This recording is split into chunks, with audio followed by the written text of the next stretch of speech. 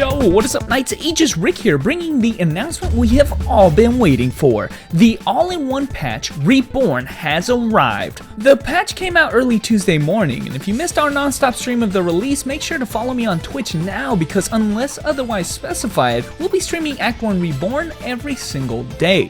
But after getting a general feel for the changes, I'm confident enough to talk about some of the things that we are most excited for in this enormous patch. And I'm not kidding.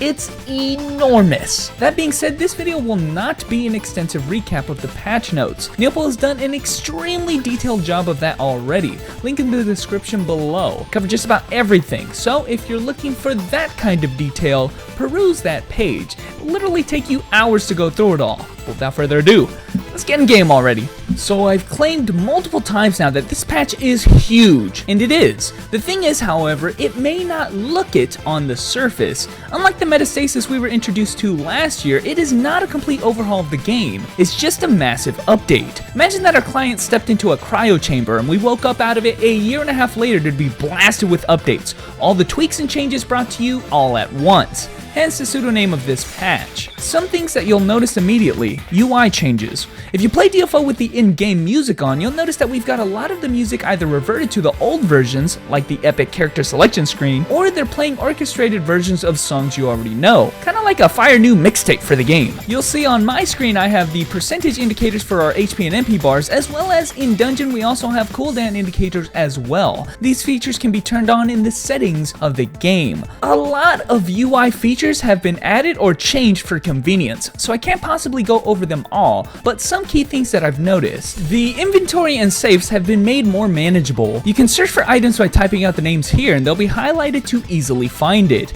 You also got this cool button here that allows you to merge your inventory contents with duplicates found in your safe for nimble and simple item organization. Disassembly has been made a million times easier now by having the game auto-select grades of items for you that meet these predetermined criterion. You can disassemble everything at the click of a button. I just wish this feature was also available for selling, but I guess this is all in due time. Disassembly at these types of grinders also gives you a new item called souls, which are used for crafting purposes, which I won't really go over here. Items like cubes and souls are found in their own special tab now, which is shared amongst your account. No more needing to trade and move these very common items around, which is a godsend. You've got new icons for the selection menu, which noticeably has one more new thing on it: the Epic Directory. If your eyebrows are raised, just note that Hell Mode got adjusted. Along with the epics we all know about, Hell Mode also now drops shards towards a specific epic item. Once you get enough of these shards, you'll be able to craft that particular epic. Your shards are kept track of here in the Epic Directory. For the mercenary system, you also have a button to dispatch and receive all of them at once, which is huge for people who have a lot of characters to manage.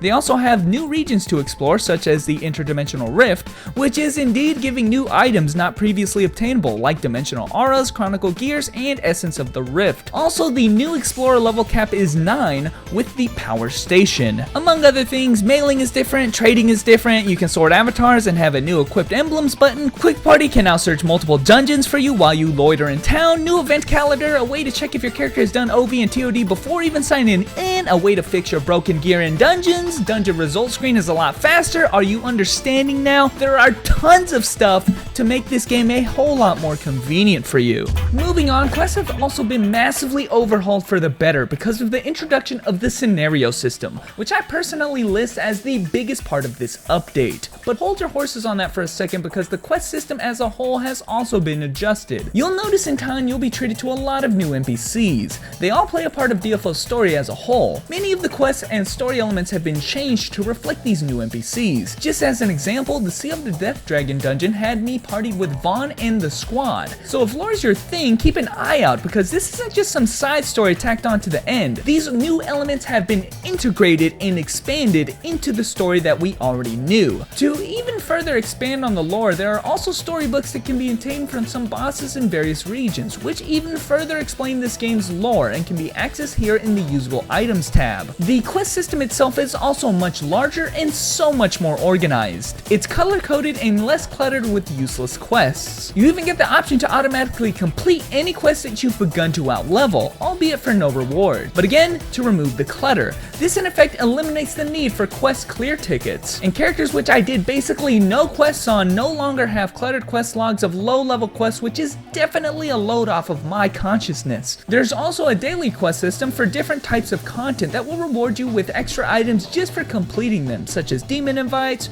or extra interdimensional frags in the Otherverse. Now okay, huge, the hugest improvement to the game is the scenario dungeons, and I can rave about it all day and why it's the greatest thing ever, but let's just try to stick to the overview. Scenario dungeons are basically a quest system integrated with the dungeon. It's better if I show you. Epic quest lines start what are called scenarios, and this large map here dictates the entirety of that scenario. Each dungeon acts as its own little part of the larger scenario, with a mini boss that acts as that dungeon's final boss. As you progress through your quest line, you'll be brought closer to the final boss, who will end the scenario quest line. It is definitely a very welcome change of pace from killing the exact same boss in the exact same dungeon layout every time. Not to mention, killing the boss in this manner makes the story that much more engaging because of it, where each dungeon is designed in a way to progress the story in a logical manner. But you know, this scenario dungeon isn't just for show.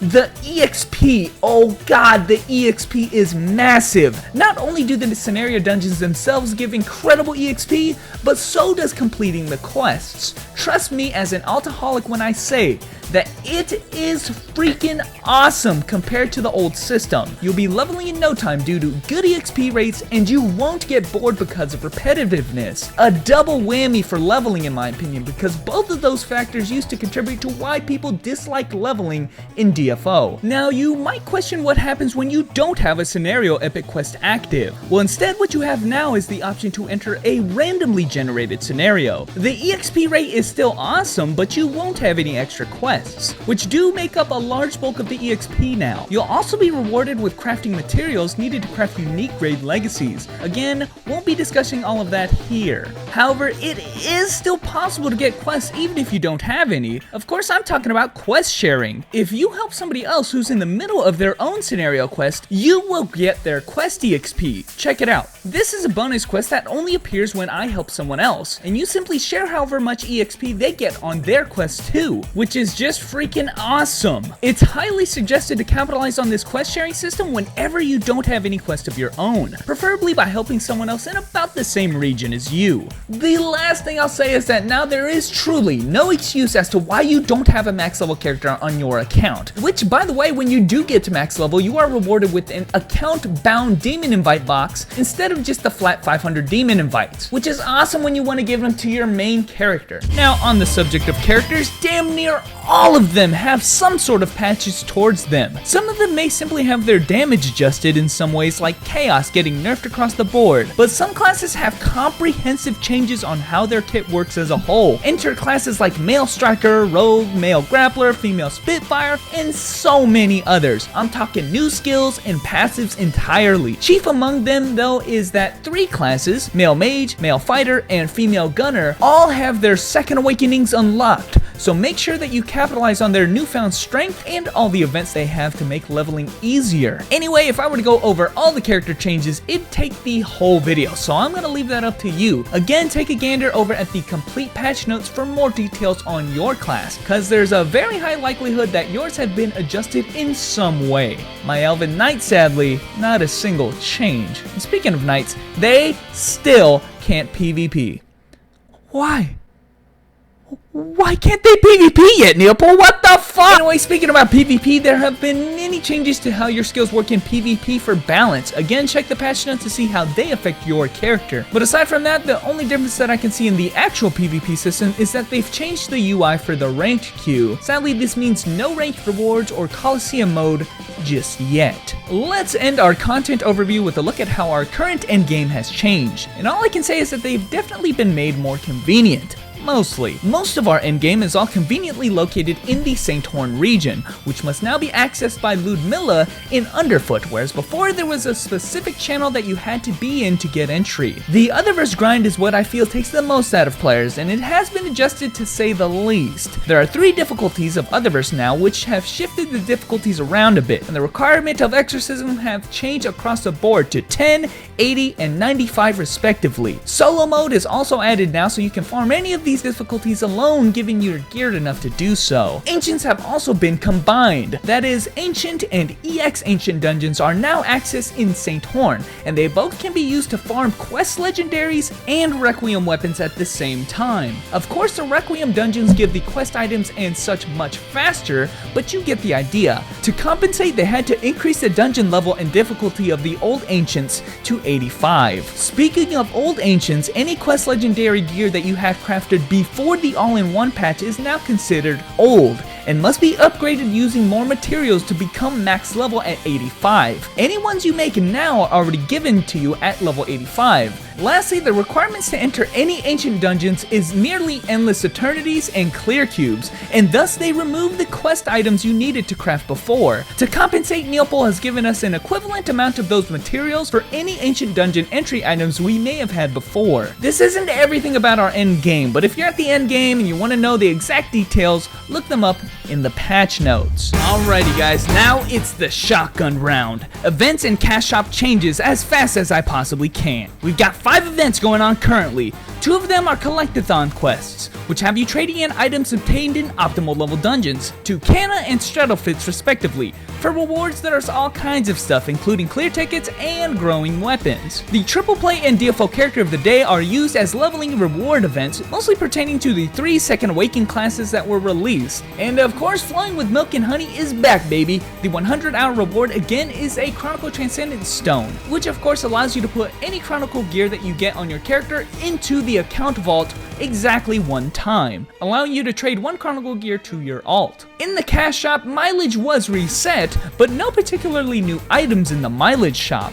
In the general avatar tab, sticking with their tradition, they've added 2 new pages of avatars for the 3 Second Awaken classes. And finally, the hot and new items added. The Lost Treasure is updated with the return of Hell Orbs, 500 and 1000 for the silver and gold rewards respectively. And finally, we've got Petite Pets for the 3 Second Awaken classes released. And damn, do they look good, man. Somebody gift me that female launcher, man, because that one looks cute as shit, dude. And guys, that's all I can even hope to talk about. Oh my gosh. I realize I may have missed a lot of stuff here. I'm talking a ton of stuff like crafting legacies and the new and adjusted items and all of that, okay? But like I said, it's not my intention to. Get in game and find out everything else for yourself. I'm tired of talking about it. But anyway, guys, thanks for watching. Enjoy Act 1 Reborn of Season 2, and I will catch you knights later.